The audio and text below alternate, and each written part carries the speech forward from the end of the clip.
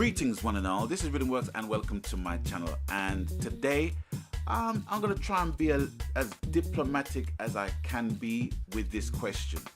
I'm an Elgato Game Capture HD fanboy, you know, I'm not denying it. I love my Elgato. It is the most versatile piece of game capturing kit on the market in my opinion. I gave it a glowing review in Amazon.co.uk and Amazon.com, and I've been receiving questions in relation to its compatibility. For starters, it's compatible with the Xbox 360, it's compatible with the Xbox One, it's compatible with the PlayStation 3, but as yet is not compatible with the PS4. Which leads to my question, because I know there are some Elgato users who are very patient, but there are some Elgato users who are freaking impatient, man.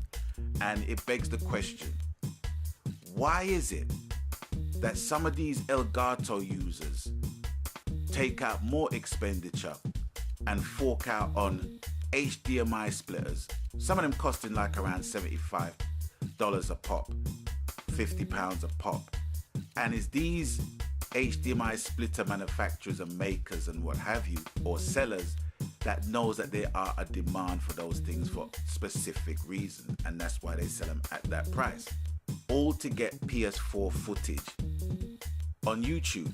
Now, I've been watching videos over the last half an hour, and I just watched so many, it just got to the point where it's like, you know what, I've got to stop now.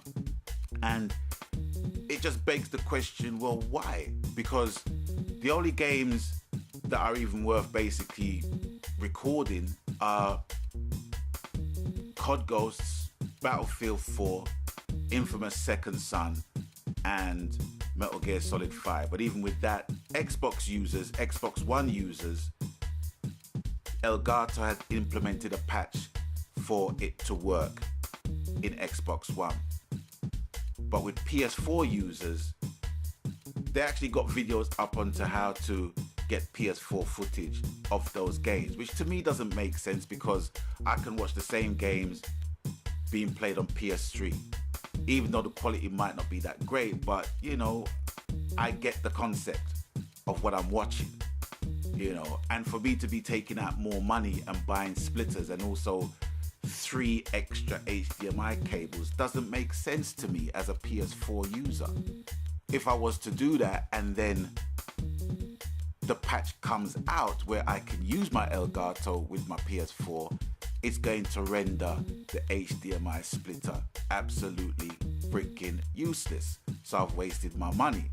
Now, playing devil's advocate here, well, you know, some of the big channels might want to basically do it, and they might want to be the first people to actually feature PS4 gameplay through their Elgato. Yeah, you know, yeah, you'll probably get the views to buy back the HDMI splitters and the cables, and it might not even matter to you. There are other archaic ways of capturing the footage. For example, I saw a video where somebody was basically saying, well, you know, you could record the stuff and put it on your Facebook page and then play the video and record the gameplay using your fraps. Or you can basically do it live, record it live through your Twitch channel or your Ustream channel with fraps or another screen recorder. What is the sense in that? What's the sense in that? You might as well just divert people to your Facebook page and watch it through that. You know what I'm saying? Because technically, you know, it's PS4 footage. It's not on YouTube, but at the same time, you know, it's a nice bridge. You know, it's a nice compromise until the patch is available for the PS4 to utilize the Elgato Game Capture HD, which the latest information was given out through the PlayStation blog, I do believe on March the 14th of this year. So please tell me, why is it not making sense to me as an Elgato owner and user?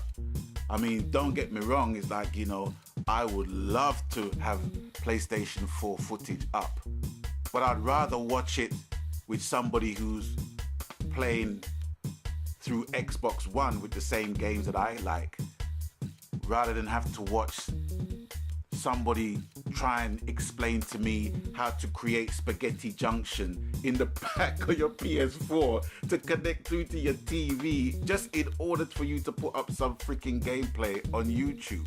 It makes no sense to me whatsoever.